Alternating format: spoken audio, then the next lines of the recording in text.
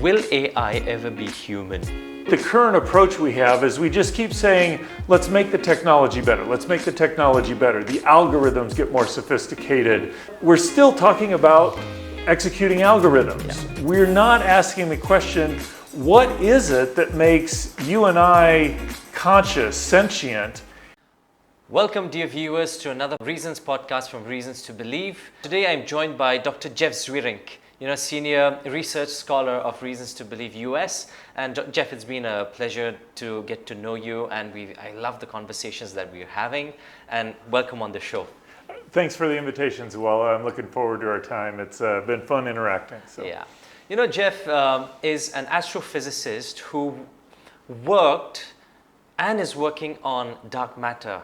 And it's so interesting to me because, dark matter has been the talk of the day and scientists don't know so much about it, but he's one of the scientists who's working on that, and he has developed computer programs to actually help analyze some of the data that is there.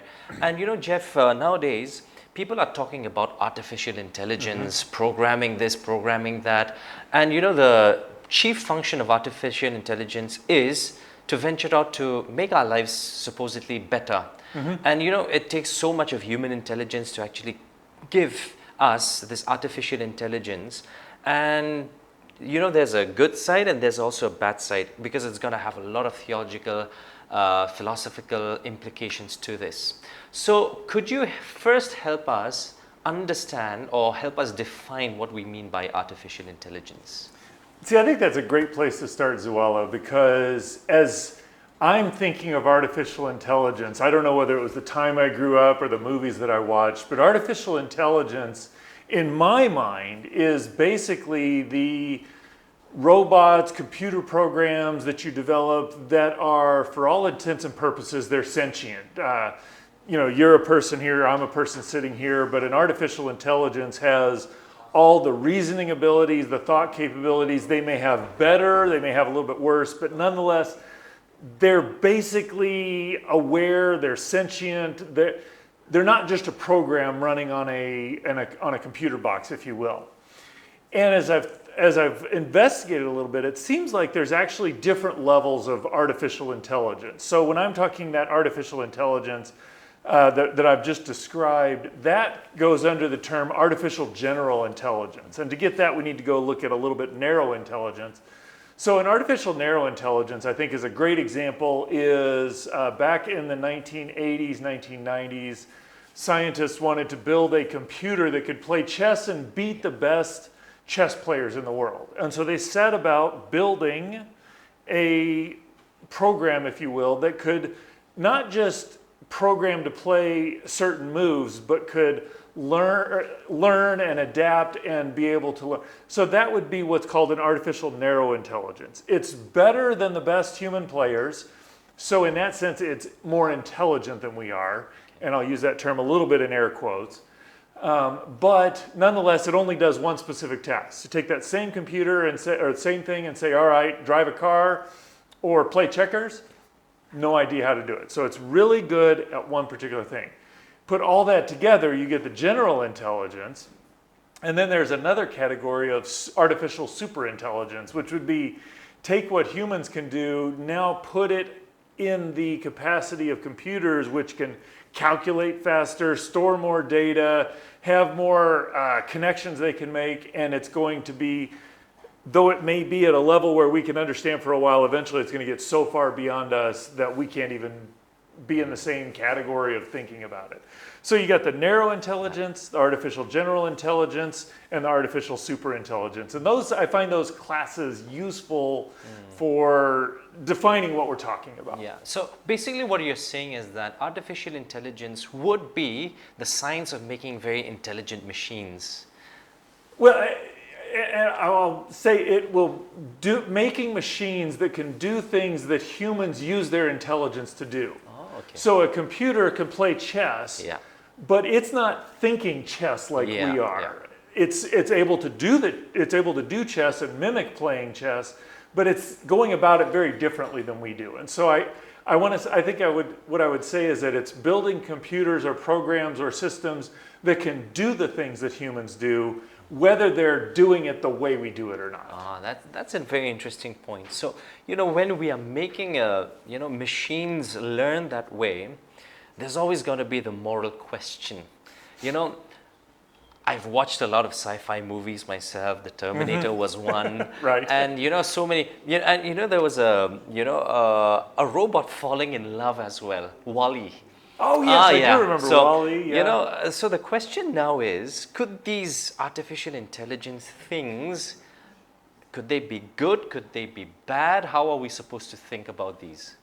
So I found two separate principles to be useful here. Yeah. One is recognizing what these computers are actually doing. So I'll just give an example. So one of the jobs I had, this was back when computers were just starting to be more prevalent. We used to take data observations and we'd write this computer or log. And so we actually started doing it on a computer, and there's a formalism to it. There's different columns and different rows, and all those meant different things. And I wanted to automate my ability to do the analysis. So what I had to do was write a program that could read through or that could read in the data from these logs and then match up what kind of run was which number, what kind of run, did it go with other runs, those sorts of things. Okay. And in doing that, it's something I could look at and just, I know how to do it. Yeah. And then I had to think, okay, there's an algorithm I'm using. What is the algorithm I'm using? And I realized, okay, I do this, and then I do this, and then I do this. And as I understood the algorithm, now I could go and say, all right, I could write a program to do the same thing. Now, just because I wrote a program that could follow my algorithm doesn't mean it's doing what I'm doing. So what I'm doing had an algorithm, but it wasn't, what I was doing was not just an algorithm. And that's, I think, an important distinction, because all of these AIs are following an algorithm.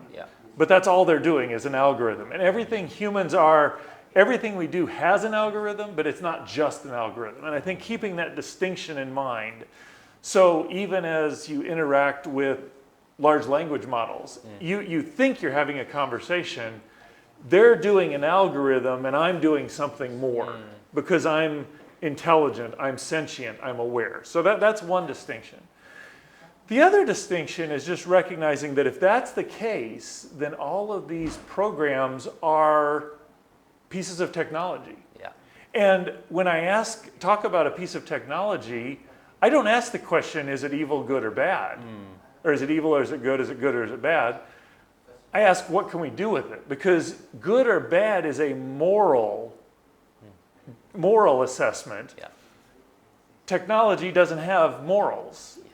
People who use technology have morals. So I don't, is a hammer good or bad? Now, I can build things, so I can use it for good. I can destroy things, I can use it for bad. I think that's the way I think about AI as well, is that it's a very powerful technology, very powerful tool, but the good or bad is going to come from how humans use it, not the technology itself. And that's an interesting point, because, modern warfare, when countries come in conflict, they've been using so much of AI nowadays, drones and so on. So now I think it really puts the onus on the persons using such technology. And with technology, as Spider-Man, there's a quote, with great power comes great responsibility. Absolutely, yeah. So I think that was very well put. And, there's another element to AI, and this comes from a lot from sci-fi movies as well.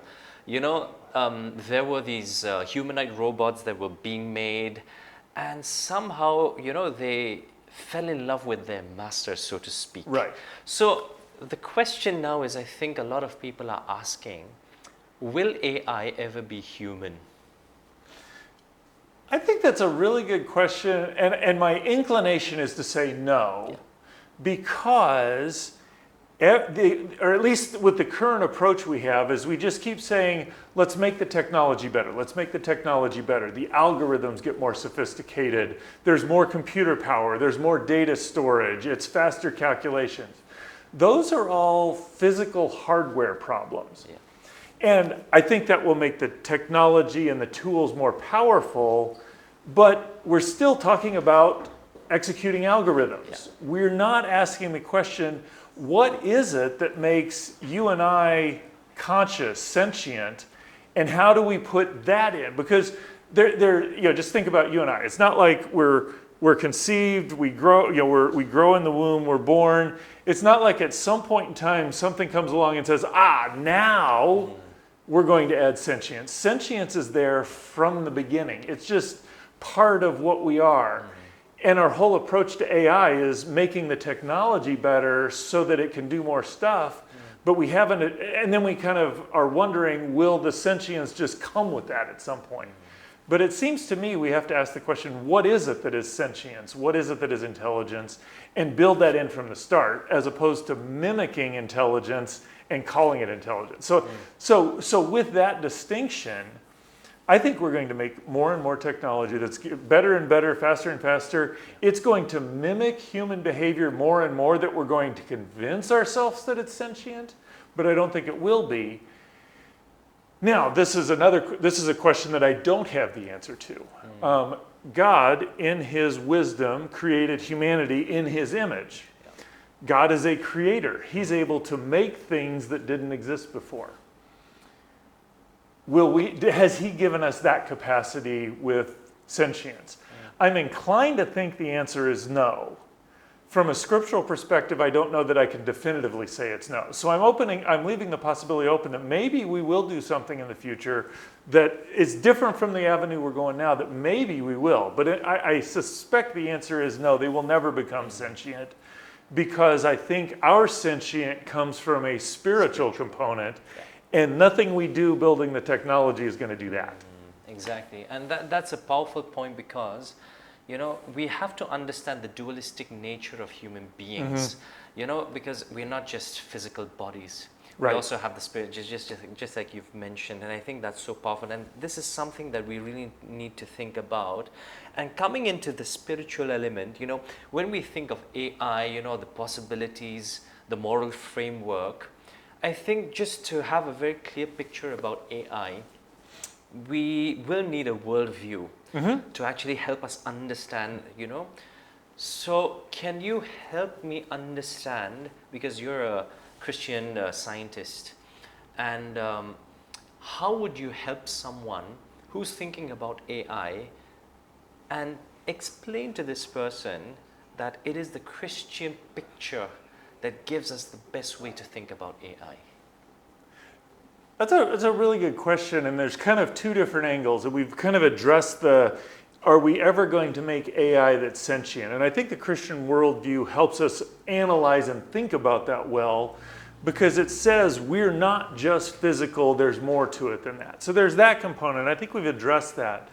I think there's a more practical component to it as well. So we're building these things that I will call artificial narrow intelligences. I think they're going to get more and more, I'll say general, not in that we're going to make artificial general intelligence, but these AIs will get to where they can do a broader range of tasks, more and more complete range of tasks. And so now that leaves the question, how do we as a people live so that we can use this technology well? Like I said, with a hammer, I can build something up if I use it well, and I can tear it down.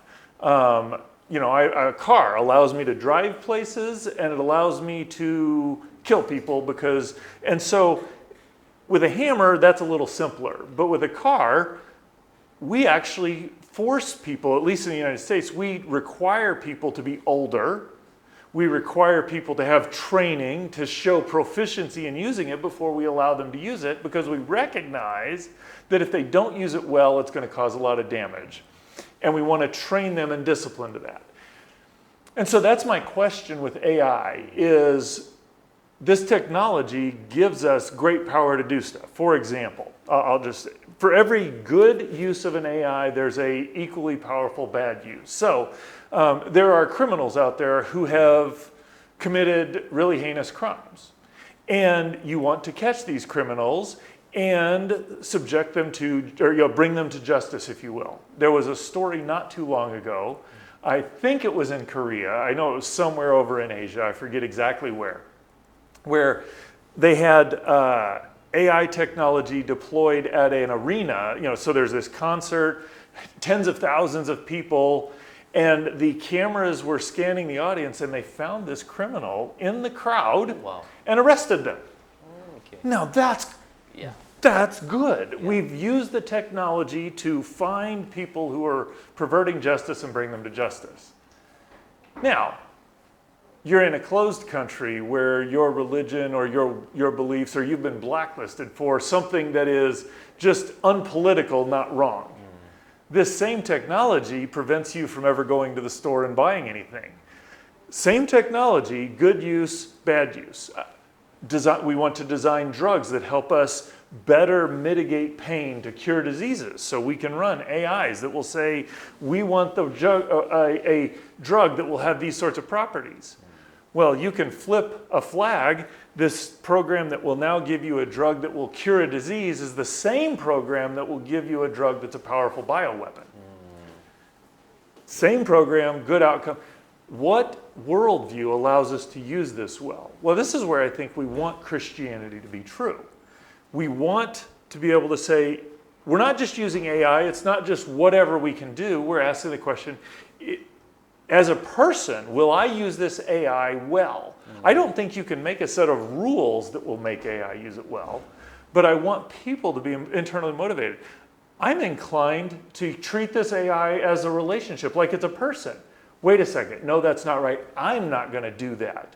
I could use this technology to harm my friend, or I want to do it to provide, we want to build people who will use the AI well, because I don't think there's a legal system you could put in place or an enforcement system that will help that to play out. Wow, that's an amazing take on that, because, people fear AI for the wrong reasons, and they could be hopeful for the wrong reasons as well. Mm-hmm. And, as you just said, it is such a powerful tool that people can use for the good and the bad. But, there's also a sense that people become skeptical of this and they would fear AI. So, can you just help us, understand, do we really need to fear AI in that sense? Because it's going to affect our theology at times as well. So, again, I think this is where the Christian worldview has helped me a lot. So part of my fear of that would be, are we going to make sentient creatures that somehow overrule? I mean, you talked about Terminator. That's ultimately what happened there. The machines became sentient and destroyed humanity. That's a common theme. Yeah. Maybe it's just the era where I grew up, but that's a common theme there. And so I look at that and it's like, I don't think that's the right way. If Christianity is correct in the way that I think it's been understood and articulated by Christians, I don't think we're ever going to do that. So I don't worry about that because it doesn't correspond to reality. But then there's another component of, this is a very powerful new technology and it's going to disrupt our lives. Not good or bad, it's just going to disrupt. I mean, cars disrupted life at the time because it used to be you had to have a horse to get around. Now with cars, certain jobs that were there are just no longer necessary because one person can do so much more with a car than they could do with a horse. That's going to be true with AI as well. It's going to change the way, just the structure of day-to-day life happens for a lot of people. I think part of, you look through the history and you realize there's been lots of big changing technologies. AI is just the latest one. One part I do think, I don't think we should fear it. I think we should use it wisely, and I think we should develop to use it wisely. And I think that puts everybody, but I think particularly Christians, in a place where we really want to say, what do I need to do to mature to use it well? And how can I help other people to mature to use it well? I don't think we need to fear it, but I think we need to respect it because it is a pretty powerful technology. Wow. Thank you so much, Jeff. I mean, I've had fun, having this conversation with you. And ladies and gentlemen, if you like our podcast and also similar podcasts, make sure that you like, subscribe, and share this with your friends. And with that, thank you so much, Jeff. Thank you, Zoelis.